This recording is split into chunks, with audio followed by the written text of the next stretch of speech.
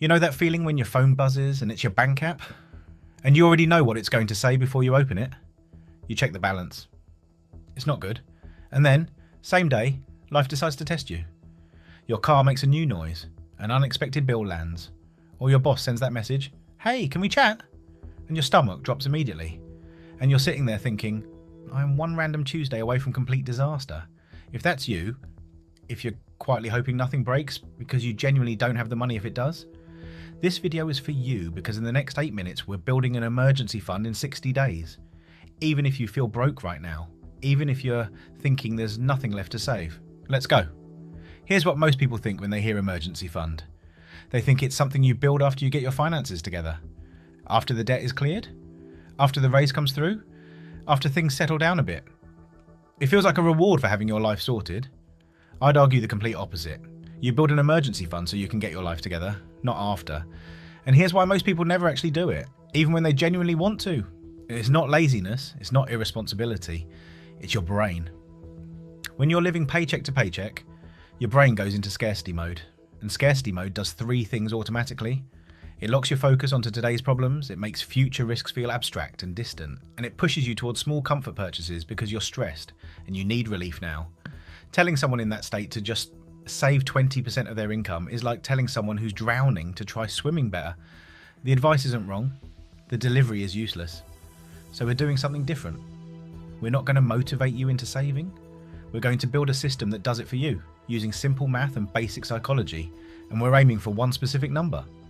You don't need a £10,000 emergency fund to change how your life feels. Research shows that a buffer of as little as £300 to £600 can break what I call the financial domino effect, where one unexpected bill triggers overdraft fees, late fees, credit card interest, borrowed money, and a stress spiral that makes everything worse. The goal for the next 60 days is £600. That's it. Big enough to handle most random Tuesday problems, small enough to actually hit. £600 in 60 days is £10 a day. Here's how we get there. Step 1. Separate it before you do anything else. Day 1 is not save money. Day 1 is stop keeping savings in the same place you spend. If your emergency fund is sitting in your main current account, it's not an emergency fund. It's a snack fund. Your brain treats money that's visible and accessible as available. Full stop. So the first move is to create separation and friction between you and that money. Today, not this week, today, open a separate savings account. Most banks let you do this in under 5 minutes. Name it something that creates psychological distance. Do not touch works. Emergency only works. If your bank lets you hide it from your main screen, hide it. This sounds almost too simple to matter. It isn't. You're not relying on willpower here. You're designing your environment so the default behavior is saving, not spending. Willpower runs out. Environment doesn't. Once the account is open, set up an automatic transfer. And here's the critical part. Make it smaller than you think it needs to be. If you can do £5 a day, do £5 a day.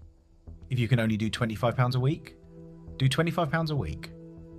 The amount matters less than the automation, because if you rely on saving whatever's left at the end of the month, you will save nothing.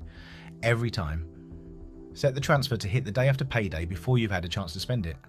The habit running automatically is worth more than the perfect amount sitting in your head as a plan. Now your brain needs proof that this is working. It needs to see momentum. So before we go any further, we're going to find your first £100 in the next 7 days, not from suffering, from hunting. Step 2, find the leaks. Most people don't have a budget problem. They have a leak problem. Leaks are small, frequent, and emotionally justified. I deserve this. I'm stressed. It's only £8. Individually, they feel harmless. Together, they're the reason there's nothing left at the end of the month.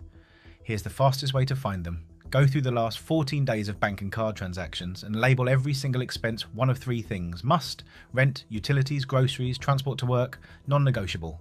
Maybe things you like but could reduce temporarily. Subscriptions, takeaways, convenience food, streaming services you've forgotten about. Mess, impulse purchases, things you barely remember buying. Your emergency fund is coming from the maybe and mess columns, not from cutting anything you genuinely need. Here's what this looks like with real numbers. Say you find £20 a week on takeaways you didn't plan, £10 on convenience store runs, and £15 on small online purchases you made on impulse. That's £45 a week. Over 8 weeks, that's £360. From stuff you barely notice spending. Add one cancelled subscription, even a £10 one, and apply the 48-hour rule to every non-essential purchase for the next 60 days. Before you buy anything that isn't essential, wait 48 hours. Not forever, just 48 hours. That pause breaks the impulse loop almost every time. And this week, sell one thing. Old headphones, shoes you haven't worn in a year, anything collecting dust. One sale. Whatever it brings in, £30, £60, £100, go straight into the fund. You're not building your ego here. You're building your buffer. Step 3. Fix the food. Bill groceries are where budgets get quietly destroyed, not because people are reckless, but because food decisions happen when you're tired, hungry, and making it up as you go. For the next 60 days, pick 6 cheap, simple meals and rotate them. Not forever, just 60 days. Rice, eggs, and frozen vegetables, pasta with sauce and tinned fish, lentils or beans with bread, oats, banana, peanut butter. These aren't punishment meals. They're default decisions, which means you stop spending mental energy deciding what to eat and stop making expensive last-minute choices because you've got nothing planned. One rule alongside this: you're allowed one planned treat per week. Planned, not impulse. Because if you strip out every bit of enjoyment, you'll rebound and overspend. That's not discipline failure. That's psychology. Restriction breeds rebellion. Build the treat in on your terms and it stops being a leak. Cutting can only go so far. At some point, you hit the floor. There's nothing left to cut. So the second half of this plan isn't about spending less. It's about earning a bit more. And it doesn't require starting a business or working yourself into the ground. Step 4. Add a small income spike. 3 realistic moves. Pick one or combine them. First, ask for extra hours. If overtime or extra shifts are available where you work, this is almost always the highest return action you can take. Even 4 extra hours a week at minimum wage adds up to over £200 across the 60 days. No new skills required, no app to sign up for, just ask. Second, 1 weekend money mission. Delivery driving, helping someone move, cleaning, dog walking, tutoring a subject you know well. Pick one thing that pays quickly and do it for 1 weekend with the specific goal of adding £100 to £150 to the fund. Is it glamorous? No. Is it 60 days of your life in exchange for never panicking about a car repair again? Yes. Third, negotiate one bill. Call your phone provider, internet provider, or insurance company. Ask directly, do you have a cheaper plan? Can you remove any fees? Are there promotions I qualify for? 10 minutes on the phone. Even £15 a month saved is £30 over the 60 days, and it continues long after. None of these are life-changing moves on their own. Together, alongside the leaks you've already plugged, they close the gap. Step 5. Protect the fund. Once you have it. Here's the part most people skip, and it's the reason emergency funds quietly disappear. Building £600 is only half the job. The other half is making sure you don't spend it on things that aren't actually emergencies. Write this down. An emergency is something that threatens your health, your housing, your ability to get to work, or your basic utilities. A sale is not an emergency. A holiday is not an emergency. A bad day is not an emergency. The second rule, if you use it, refill it first. If a real emergency hits and you spend £150 from the fund, your immediate next goal is to replenish that £150 before anything else. This keeps the fund alive instead of slowly eroding every time life gets difficult. And here's what it actually feels like when this works. Someone we'll call Maya was stuck in a loop most people will recognise. Every month was tight. Every surprise went on a credit card. Every card payment made the following month tighter.